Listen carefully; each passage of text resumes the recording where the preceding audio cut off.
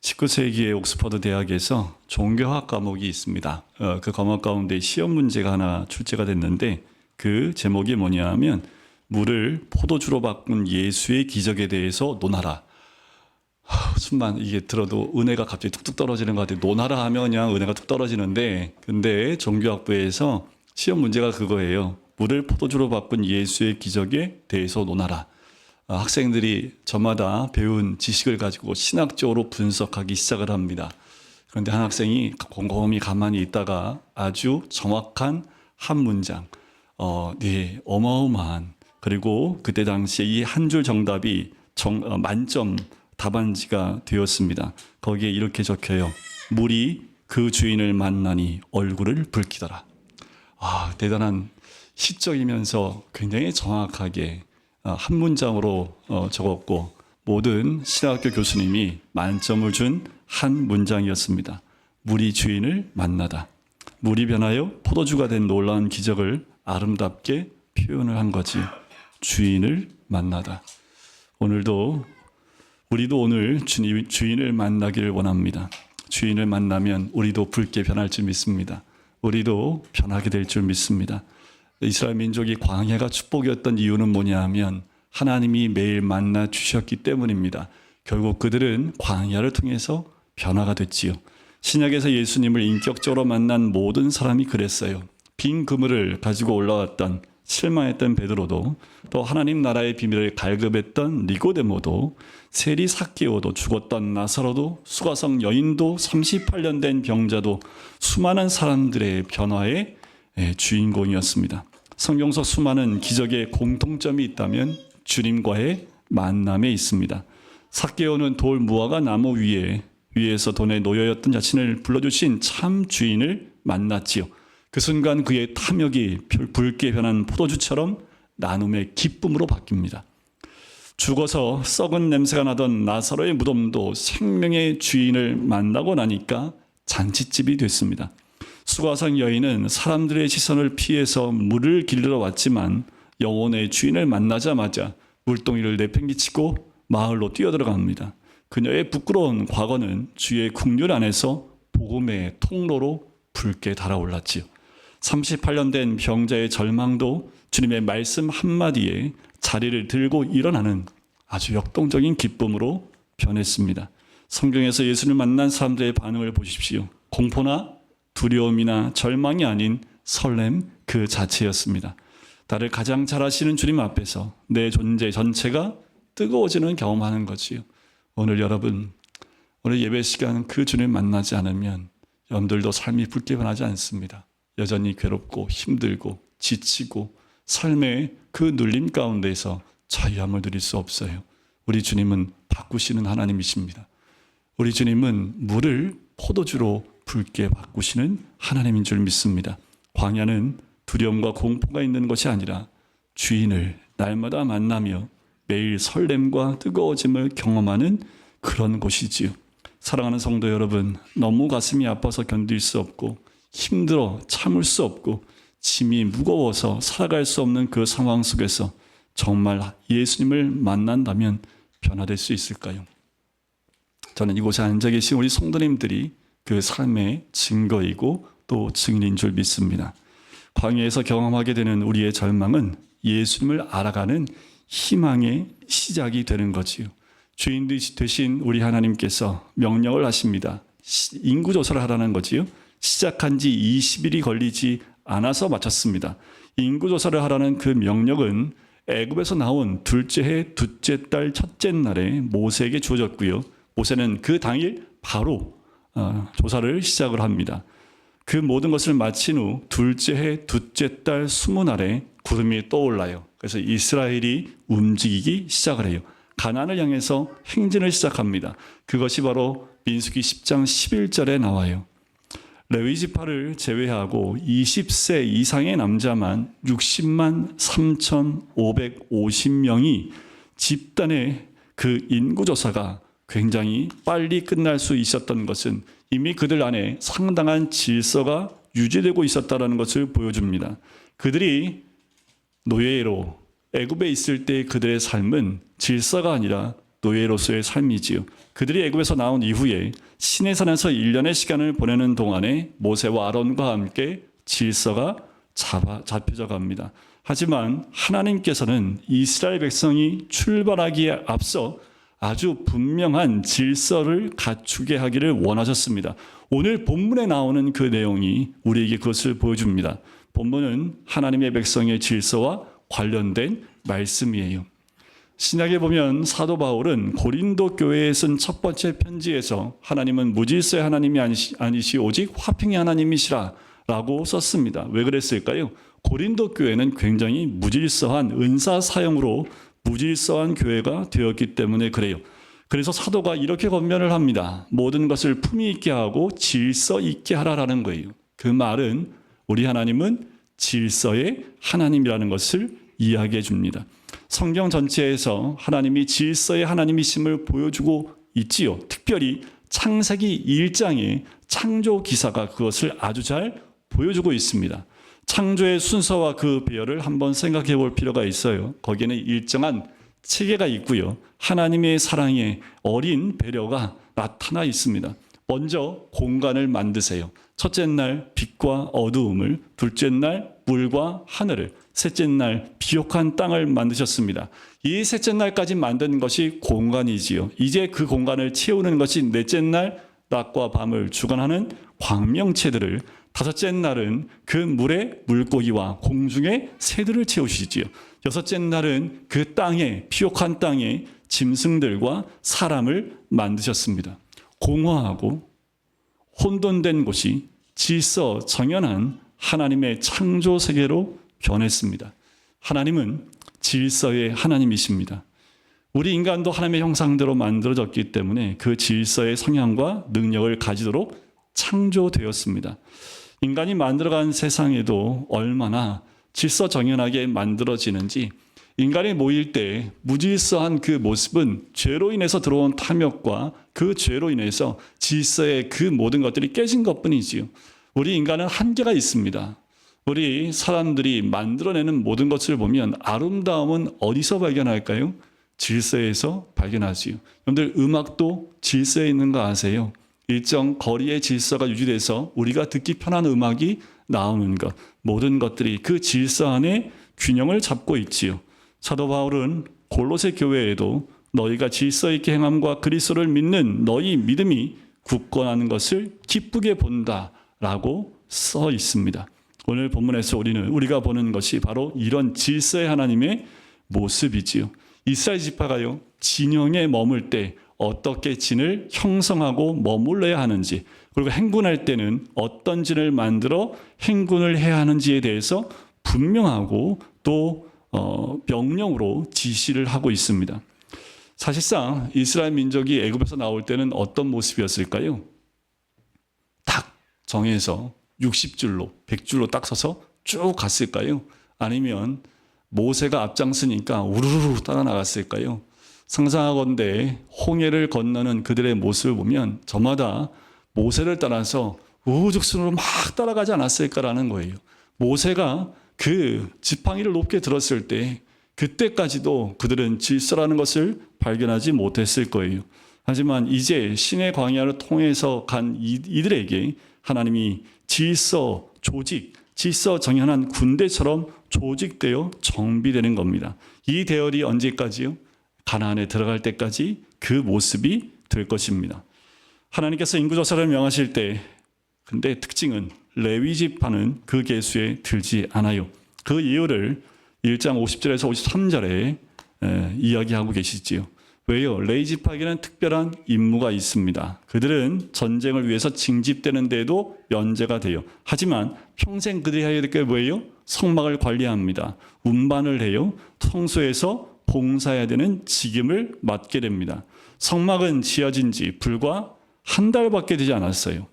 성막이 세워질 때 백성들은 구름이 성막 위에 가득한 것, 바로 하나님의 영광이 성막에 충만한 것을 보았습니다. 이스라엘 백성은 모세로부터 하나님께 명하신 제사의 종류와 규례들을 자세히 배워요. 그게 레위기 1장부터 7장에 나오지요. 그리고 7일에 걸쳐서 아론과 그 네 아들을 제사장으로 위임을 하게 합니다. 그게 레위기 8장에 나와요. 그리고 나서 성경은 한 가지 이 제사장의 직무와 레위인의 직무에 관련해서 중요한 사건을 기록합니다. 그게 레위기 10장에 나와요. 제사장으로 위임받았던 아론의 장자와 차자 나답과 아비후의 죽음을 적고 있습니다. 하나님 명하시지 않으신 다른 불을 분향하려 하다가 성소 안에서 즉사해요. 이 사건은 장차 성소에서 하나님을 섬기는 제사장들과 레위한테는 큰 경고가 됩니다. 일정한 시간이 흐르고 난 다음에 가나안 땅 들어가기 직전에 있었던 사건이 아닙니다. 성막이 세워진 지 얼마 안 돼요. 그 초입니다. 그리고 아론과 그 자녀들이 레위인들과 함께 제사장과 그 일을 감당하기 시작하는 그 초입에서 이 사건이 조졌다라는 거지요. 물론 이것은 아론만 아니라 레위인뿐만 아니라 이스라엘 전체에게 하나님의 거룩하심에 대한 중요한 메시지가 되었을 겁니다. 하나님은 결코 함부로 자기들의 생각에 좋은 대로 섬길 수 있는 분이 아니라는 것을 그들은 배웠어요. 얼마나 두려웠을까요? 하나님이 제사장으로 세우시자마자 그들이 한 행동에 의해서 바로 죽임당한 그 모습에 이 백성들이 얼마나 두려움 가운데 있었을까? 함부로 하나님께 나갔다 죽을 수 있다는 그 두려움이 오히려 온전히 섬기는 모습이 어떤 것인지를 배우게 하셨다라는 거지요. 이것은 레위 지파의 임무와 관련해서 특별히 본문 1장 50절과 51절에 언급이 됩니다. 성막 주위에 진을 칠지며 외인이 가까이 오면 죽일지며라는 말씀이에요. 나답과 아비 후에 그 죽음이 불과 지난 한 달 사이에 일어난 일이었기 때문에 백성들한테는 이 말씀이 정말 강하고 굉장히 중요하게 다가왔을 것입니다. 여기에 외인이라는 것은 보통은 이방인을 얘기하지만 여기서 말하는 그 외인은 누구냐 하면 레위인, 제사장 외에 다른 이스라엘 사람들을 여기서는 외인으로 지칭을 해요. 성막과 관련한 그 레위 지파를 제외한 모든 이스라엘 백성이 이방인과 같은 위치라는 것을 강조하면서 외인이라는 말을 쓰는 거예요. 레위 지파는 성막의 모든 기구를 관장할 뿐 아니라 성막 주위에 진을 칩니다. 그래서 다른 사람들이 다가오다가 죽임을 당할 수 있는 것을 막는 거예요. 한마디로 말하면 영적 단열재 역할을 하는 거예요. 그 하나님이 거룩하심이 다른 백성들로 가까이 나오다가 죽임을 당하는 그 거룩한 호위병 역할을 레위가 감당할 수 있도록 하신 거죠. 이스라엘 진영에서 하나님께서 지시하는 레위인의 위치와 책임은 1장 53절에 잘 나옵니다. 제가 한번 읽어드려 볼게요. 레위인은 증거의 성막 사방에 진을 쳐서 이스라엘 자손의 회중에게 진노가 임하지 않게 할 것이라. 레위인은 증거의 성막에 대한 책임을 지킬지니라 하셨습니다. 레위 지파가 해야 될 역할이 무엇인지를 정확하게 알려주고 계시지요. 이제 제사장뿐 아니라 레위 지파를 백성 가운데 거하시는 하나님을 섬기는 직무로 특별하게 구별하신 것. 이것은 이스라엘 백성은 하나님을 섬기는 하나님의 언약 백성이라는 사실을 보여주기 위한 거예요. 레위 지파만이 아니라 레위 지파를 통해서 이제 이스라엘 백성이 하나님의 언약 백성임을 그들에게 보여주는 거지요. 여러분들 성막의 위치는요, 단순히 레위인의 중심이 아니었습니다. 2장 2절은 이스라엘 각 지파들이 어떻게 진영 가운데 위치해야 하는지를 보여줘요. 굉장히 중요합니다. 2장 2절의 후반부에 보면 이렇게 적혀 있어요. 진영의 군기와 자기 조상의 가문의 기호 곁에 진을 치되 어디를 향하여 사방으로 치라? 회막을 향하여 사방으로 치라. 즉 이스라엘 진영 전체의 중심에 성막을 위치하게 하라는 거예요. 성막을 중심으로 그 사방에 레위인들이 진을 치고 그 다음 사방에 이스라엘 백성들이 세 지파씩 그 진영을 중심으로 이 성막을 중심으로 회막을 중심으로 진을 치게 하는 형태를 치게 합니다. 이들이 성막 중심에 또 성정 중심의 신앙을 갖게 된 것이 바로 이 광야에서 성막을 향하여 진을 치는 이 모습에서부터 시작을 해요. 성막을 중심으로 그 사방에 진을 친 이들의 모습, 이 진영의 형태를 통해서 하나님께서 보여주시고자 하는 것이 바로 이겁니다. 하나님의 임재가 너희의 생명이다라는 거예요. 여러분들, 우리의 생명은 하나님의 임재에 있습니다. 우리 각자의 삶 가운데, 신앙인들 가운데, 그리스도인 가운데 생명은 하나님의 임재에 있습니다. 우리가 아무리 교회에서 예배드려도 이 시간에 하나님의 임재가 없으면 아무것도 아니에요. 여러분들, 내가 예수를 믿고 있어요. 그런데 내 삶 가운데 하나님의 임재를 느끼지 못해요. 그것은 아무것도 아닙니다. 색깔이 없어요. 무채색입니다. 하지만 하나님의 임재가 있을 때 색깔이 바뀌어요. 물이 주인을 만나니 그 색깔이 바뀌었던 것처럼 우리가 매 순간마다 주님의 임재와 하나님의 임재가 없으면 여러분들, 우리는 흑백과 다르지 않습니다. 그 주님을 만나는 그 순간, 하나님의 임재가 있는 그 자리가 우리한테는 생명의 시간이지요. 결국 이스라엘의 힘과 능력과 지혜는 어디서부터 나와요? 하나님의 임재로부터 나옵니다. 성막으로 보여주는 하나님의 임재가 그들이 하나님의 언약 백성됨을 또한 증거하여, 하나님께서 이스라엘과 맺으신 언약의 핵심 내용이 바로 이겁니다. 나는 너희 하나님이 되고 너희는 나의 백성이 되리라. 다시요, 나는 너희 하나님이 되고 너희는 나의 백성이 되리라. 광야를 지나는 이스라엘 백성만이 아니라 이 시대에 철로 역장의 삶을 살고 있는 우리에게도 동일해요. 나는 너희 하나님이 되고 너희는 나의 백성이 됨이라.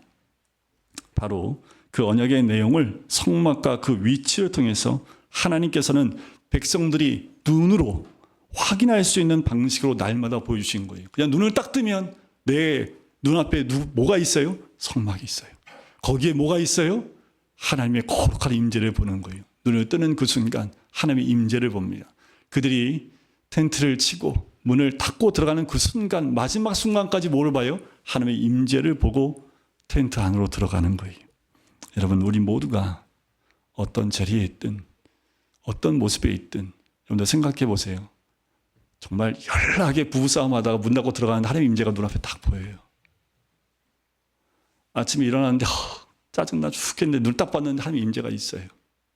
여러분들 어떠시겠습니까? 하나님의 임재가 있을 때 그 모든 것 하나님 앞에 나아가 엎드릴 수밖에 없겠지요. 바로 그 언약의 내용을 성막과 그 위치로 확인을 시켜주시는 거지요. 이스라엘 백성이 다른 모든 민족과 구별될 수 있는 특징 하나가 있다면 바로 이 하나님의 임재였습니다. 예수님께서 제자들에게 너희가 나를 떠나서는 아무것도 할 수 없습니다. 맞아요. 우리가 주를 떠나서는 아무것도 할 수 없어요. 이 고백이 나올 때까지 우리를 광야에서 뺑뺑이 돌리시는 거예요. 여러분들, 우리 주를 떠나서는 아무것도 할 수 없어요. 아유, 목사님 그래도 다 하는데요. 여러분들 한번 해보십시오. 여러분들 힘껏 해보십시오. 결론은 뭐밖에 없어요? 아무것도 없어요. 이스라엘 백성의 그 진영 형태 속에서 그대로 메아치고 있는 예수님의 음성이기도 합니다. 이것이 바로 교회입니다. 이것이 바로 백성들, 성도들의 독특성이에요. 하나님의 백성은 이것을 알아야 합니다. 우리에게 제일 중요한 건 바로 하나님의 임재라는 거예요. 이것을 누가 제일 먼저 알았을까요? 모세예요. 이미 모세는 하나님의 임재가 없으면 아무것도 아니라는 것을 그는 압니다. 그래서 금송아지 사건 이후로 하나님께서 모세에게 말씀하신 내용이 있습니다. 출애굽기 33장 1절부터 4절까지의 말씀인데요. 한번 잘 눈으로 따라봐 보세요. 여호와께서 모세에게 이르시되 너는 내가 애굽 땅에서 인도하여 낸 백성과 함께 여기를 떠나서 내가 아브라함과 이삭과 야곱에게 맹세하여 내 자손에게 주기로 한 그 땅으로 올라가라. 내가 사자를 너보다 앞서 보내요. 가나안 사람과 아모리 사람과 헷 사람과 브리스 사람과 히윗 사람과 여부스 사람을 쫓아내고 너희를 적과 꿀이 흐르는 땅에 이르게 하려니와 나는 너희와 함께 올라가지 아니하리니 너희는 목이 곧은 백성인즉 내가 길에서 너희를 칠멸할까 염려함이니라 하시니 백성이 그 준엄한 말씀을 듣고 슬퍼하여 한 사람도 자기의 몸을 단장하지 아니하니. 이 말씀 앞에 모세는 하나님께서 함께 가시지 않으면 가지 않겠다고 버팁니다. 하나님의 임재를 구하고 또 구해요. 이때 모세가 한 기도는 그가 이스라엘 곧 하나님 백성의 특성을 너무도 잘 알았다라는 것을 보여줘요. 출애굽기 33장 16절입니다. 우리 같이 읽겠습니다. 시작. 나와 주의 백성이 주의 목전에 은총 입은 줄을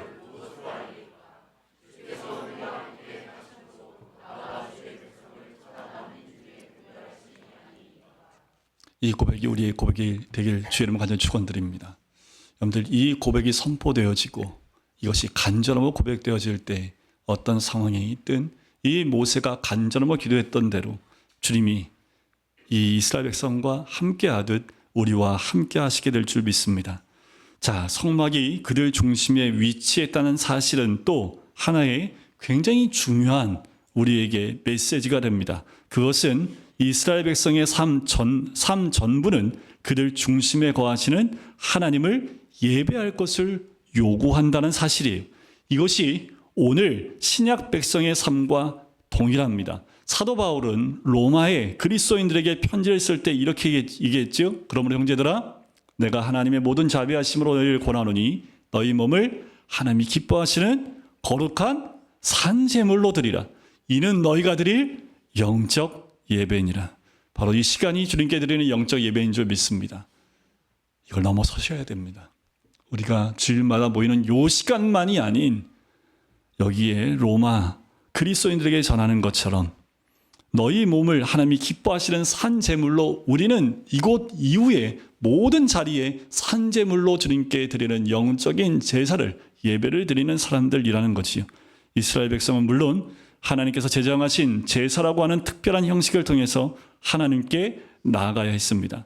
오늘도 마찬가지지요. 우리도 정해놓은 형식에 따라서 예배로 나왔지요.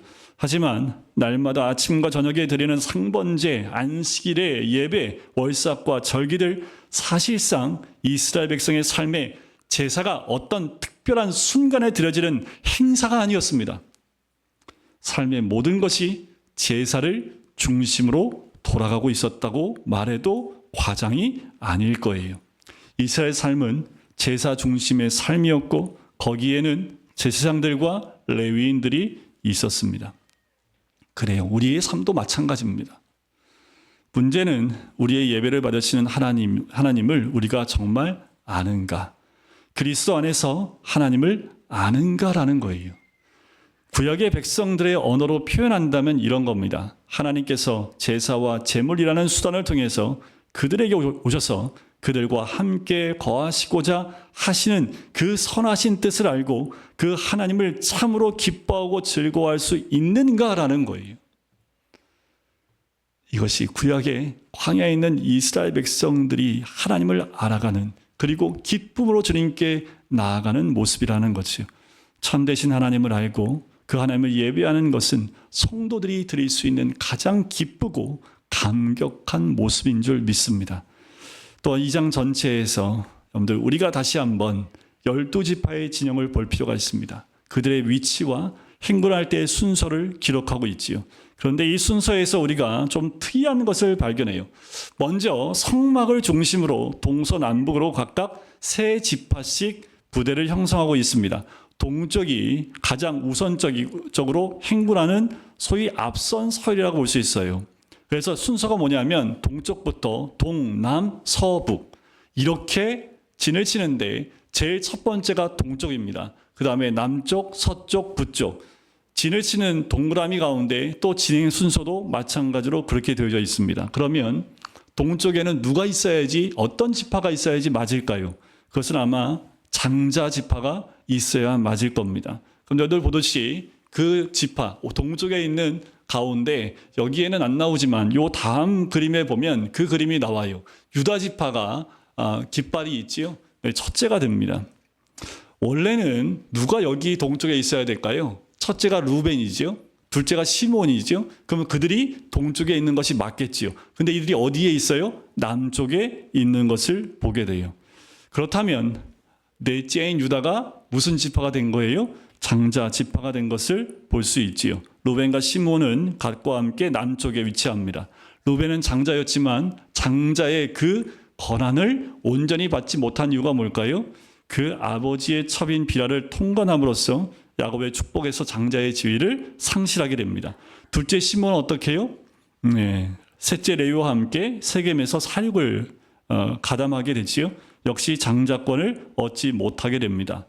결국 넷째 아들인 유다에게 장자의 명분이 주어지는 거예요. 이런 연유로 동쪽에 위치하는 첫 번째 부대가 유다 지파가 통솔하게 된 겁니다. 이와 같이 먼저 된 자가 나중되고 나중된 자가 먼저 되는 것은 전적인 하나님의 은혜에 있습니다. 왜냐하면 유다는 별 다른 사람입니까? 유다도 허물이 없는 사람은 아니에요. 하지만 유다는 하나님의 은혜가 사람을 변화시킨다는 사실을 아주 잘 보여주는 인물이기도 합니다. 대표적으로 창세기 38장에 보면 유다의 실수로 인해서 며느리 다말을 통해서 자녀를 낳는 사건을 보게 돼요. 그때 이 유다가 어떻게 고백을 합니까? 며느리 다말에 대해서 네가 나보다 옳도다 라고 얘기를 해요. 그리고 나중에 야곱과 함께 애굽으로 내려갈 그때에도 이 유다가 나서서 자기가 베냐민을 담보하고 한다고 말할 뿐 아니라 베냐민이 애굽에서 은잔 사건 때문에 붙잡혀지게 될 때 그때 베냐민을 대신해서 자신이 죗값을 받겠노라고 말했던 것, 그것은 바로 은혜가 사람을 변화시키는 놀라운 힘이 있다는 것을 볼 수 있습니다. 유다 지파는 12지파 가운데 성막 동쪽의 위치를 점했을 뿐 아니라 행군할 때에도 전체 대열에서 선두를 점하는 지파가 돼요. 오늘 모두가 이제 동쪽에 진치시길 주의 이름 간절히 축원드립니다. 그리고 행군할 때 제일 앞에서 행군할 수 있는 하나님의 은혜를 누리시길 주의 이름 간절히 축원드립니다. 레위 지파는 또 어떨까요? 레위 지파는 시므온과 함께 이스라엘 중에 흩어지는 저주를 받게 돼요. 실제로요, 여러분들 시므온 지파는 가나안 땅에 들어가 유다 지파 땅 가운데 일부를 분배를 받지만 결국 흩어짐으로써 사라진 지파가 되었습니다. 하지만 레위 지파는 어떤가요?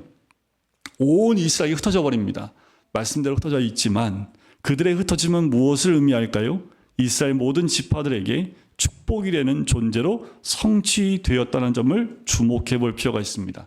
저주가 축복으로 바뀌었지요. 하나님의 은혜는 이런 역사가 있습니다. 하나님의 은혜는 저주와 운명론에서 벗어나게 한다라는 것이요. 먼저 된 자, 나중되고 나중된 자, 먼저 되는 이치이지요. 여러분, 우리가 주님의 은혜 가운데 머물 때 하나님의 인도하심과 역사하심은 지금은 보잘것없는 모습일지 몰라도 하나님이 우리를 세우시는 은혜가 임하게 될 줄 믿습니다. 인구조사를 마친 후에 각 지파별로 진해에 머물 때와 행군할 때 그들이 자리해야 하는 위치를 각각 정확하게 지시함으로써 하나님께서는 이스라엘 백성들 가운데 질서를 만드셨습니다. 자, 하나님이 이스라엘의 하나님은 질서의 하나님이시고 이스라엘은 질서 있는 백성이어야 합니다. 그런데 나중에 보면 고라와 다단과 아비람의 반역 사건을 보면 본질적으로 이 질서를 깨뜨리는 행위였습니다. 하나님께서 모세와 아론을 리더로 세우셨다라는 것, 레위 지파를 성막을 담당하도록 세우셨다라는 것은 하나님의 질서였습니다. 그런데 이 고라와 다단과 아비람의 반역은 이 질서를 깨뜨리는 반역이었지요. 어마어마한 하나님의 징벌이 이들 가운데 임하는 것을 보게 됩니다. 그리고 결국 여러 가지 사건을 통해서 하나님이 다시 질서를 회복시켜 주시는 것을 보게 돼요. 하나님은 이 질서를 깨뜨리신 것을 정말 원치 않으십니다. 하나님이 세우신 질서를 깨뜨리는 것을 하나님은 싫어하신다라는 것, 우리 하나님이 질서의 하나님이라는 것을 기억하셔야 합니다. 그리고 하나님께서 세우신 이 질서를 깨뜨리는 것이 얼마나 어리석고 패역한 것인지 몰라요. 그것은 16장과 17장에서 한번 다시 나누어 보도록 하겠습니다. 오늘 본문에는 특별히 강조하는 게 있어요. 결론으로 들어가서 우리가 봐야 될 말씀이 바로 54절과 2장 34절입니다. 두 절인데요. 같이 한번 읽어볼까요? 시작. 이스라엘 자손이 그대로 행하되 여호와께서 모세에게 명령하신 대로 행하였더라. 이스라엘 자손이 여호와께서 모세에게 명령하신 대로 다 준행하여 각기 종족과 조상의 가문에 따르며 자기들의 길을 따라 진치기도 하며 행진하기도 하였더라. 이스라엘 백성은 하나님께서 명령하신 대로 다 행하였습니다. 그들의 순종은 이스라엘 백성 안에 질서를 가져왔어요. 하나님의 말씀이 순종하면 어떤 일이 벌어진다고요? 질서가 생깁니다.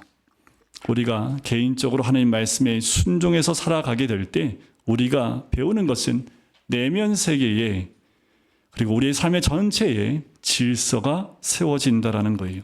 난장판과 같았던 우리의 내면의 세계가 비로소 질서정연한 아름다움을 가지게 돼요.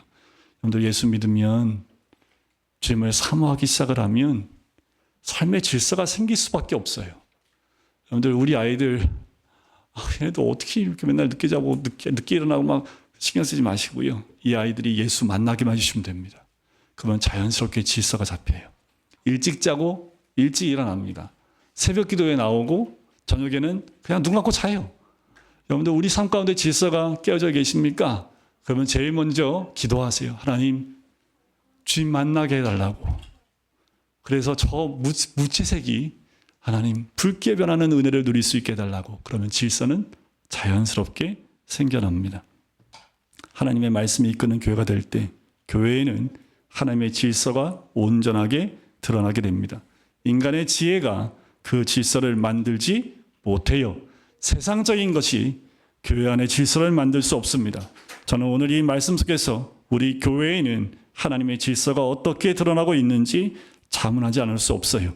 그리고 우리는 과연 하나님께서 명령하신 대로 다 행하고 있는지 자문을 해봐야 합니다. 이스라엘 백성은 가나안으로 가는 광야의 여정에 있었다면 우린 전부 다 하늘로 가는 철로 역정을 걷고 있는 순례자들이지요. 오늘 교회의 모습이 사실상 광야 교회로 대변돼도 다르지 않아요. 아주 너무나 유사하게 민수기에 있는 이스라엘 백성들의 이야기와 같다라는 거예요. 이스라엘 백성은 이렇게 얘기하지 않습니다. 나중에 가나안 땅에 들어가게 되면 우리가 광야라는 이 과도를 벗어나게 되면 그때에는 질서 있게 제도를 세우고 잘 해나갈 수 있을 거야 라고 말하지 않았다라는 거예요. 지금입니다. 지금 순종하지 않는데 뭐가 되면 하겠다라는 건 안 하겠다라는 얘기예요. 광야에서 질서가 없는데 가나안에서는 질서를 찾아볼 수 없습니다. 지금 순종하지 않는데 그때 되면 순종한다고요? 그때도 순종할 수 없다라는 거지요. 그들은 자신들이 있는 자리가 광야이건 가나안이건 하나님께서 명령하신 대로 순종했고 그 속에서 하나님께서 원하시는 그 질서를 만들어 갔어요. 오늘 우리 시대의 교회가 바로 이것을 필요로 하지요. 인간이 만들어내는 온갖 지혜가 이런 질서를 만들어내지 못해요. 세상적인 것은 그때 세상의 시장 바닥과 같이 소란하고 복잡한 곳이 될 수밖에 없어요. 그 핵심은 바로 이런 질문 속에 있습니다. 하나님께서 우리 중심에 거하시는가?